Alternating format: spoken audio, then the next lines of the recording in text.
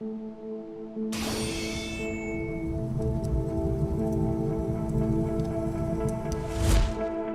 and welcome to another JMP video. I'm the host JonNario and welcome to another installment of my Trove class hidden effects.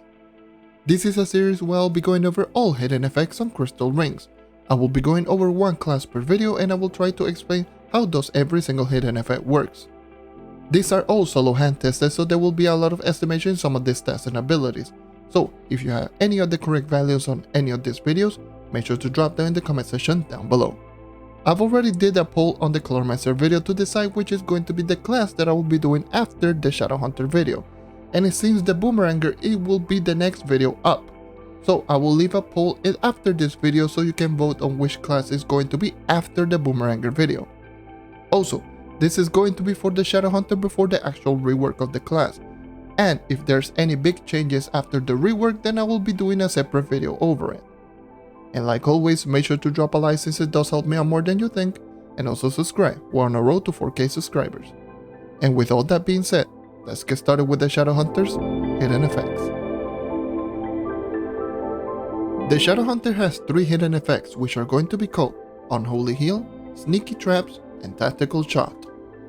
Starting off with Unholy Heal, which reads, when enemies with Shadowmark are defeated, the Shadowhunter is healed a small amount.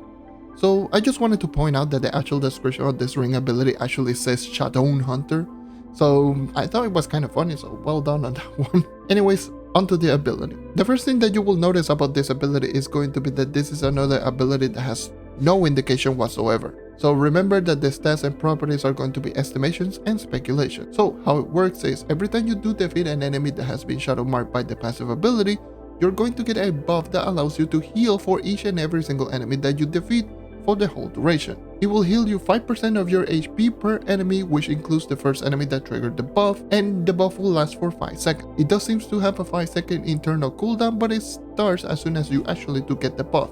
So in other words, you can get 100% uptime. And it seems to work in the same way as most heals in the entire game, so you can heal at up to 4 times per second. And that's it. A terrible ability. 5% HP healing, it is literally 3 times less than something like the animated jug, and it requires you to specifically kill an enemy that has been shadow marked in order to get the buff. Lifesteal is super easy to come by thanks to stuff like the animated jug, which is 15%, Vampire Vanquisher, which is 5% of the damage that you do after you crit for the first time and you get the buff, Revenant subclass, which can go up to, I do believe it's 4% of every single hit that you do, which is literally almost exactly as strong as this one but with no trigger, and not to mention that the Define actually do exist. I'm going to say hard skip on this one. Do not even bother with this ability. Next up, the second ability is Sneaky Traps, which reads, when dodging, the Shadowhunter drops a Sun Snare. Pretty straightforward. Every time you press the dodge button, you will spawn a Sun Snare. It does have the same property as the regular Sun Snare, so pretty much the same damage, same stun, all that good stuff. However, for some reason this is not affected by gravity, and it will stay exactly where you press the dodge button. It does also have a 5-second internal cooldown, and yeah, that's pretty much it. Again, really mediocre ability. Sun Snare isn't particularly a good ability.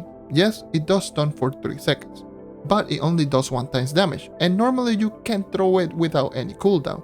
And seeing that the Shadowhunter pretty much doesn't use energy, then you generally can just use the regular Sun Snare and cover literally everything that this ability can do. Again, another hard skip.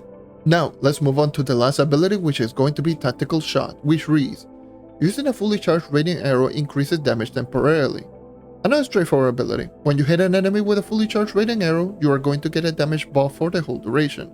This gives a 20% damage increase to all of your ability, which is not shown in your character sheet. This will last for 15 seconds and it does have a 15 second of cooldown, but the cooldown will start as soon as you actually do get the buff.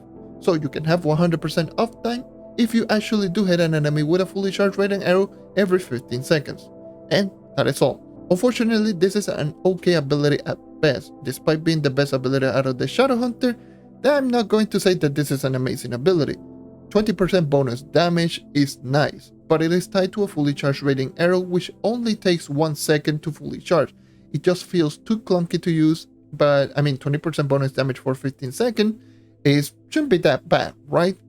Sure, it's not bad, it's just okay, 20% bonus damage. While good on some classes, it unfortunately doesn't fit the Shadowhunter too well, and you're not going to see a lot of benefit from it. The damage per hit on the Shadowhunter is too low, so you're going to notice very little difference in kill time.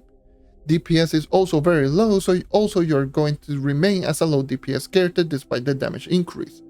And if you do have low stat, 20% damage increase, it is a percentage damage increase, so if you do have low base damage, it means that the percentage increase is going to be low. But if you do have high stats, then you are going to already be killing really fast, so you are not going to notice any difference with the 20% damage increase or not. For example, the best example I can give to you is this. If you put in a 20% damage increase to something like the Chloromancer, then the DPS is going to skyrocket because the Chloromancer has high DPS, and it's going to make a huge difference in killing bosses, which is where the Chloromancer is already good at.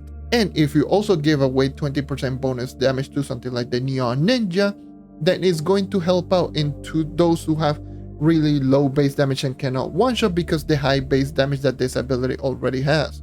And 20% bonus damage increase on a high damage ability is going to make a huge difference, which could mean the difference between you one-shotting the boss or not. So the reason it doesn't fit the Shadowhunter is just that damage per hit is too low, so you're not going to notice a lot of difference per hit.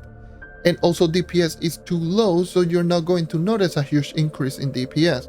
So it's not going to make the character really good in boss grinding, and it's also not going to make the character that much better in dungeon grinding, so it's just going to remain almost exactly the same.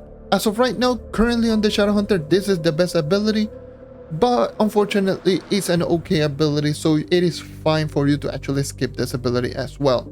And that's it. Thank you for watching as always, and this has been all the hidden effects for the Shadowhunter.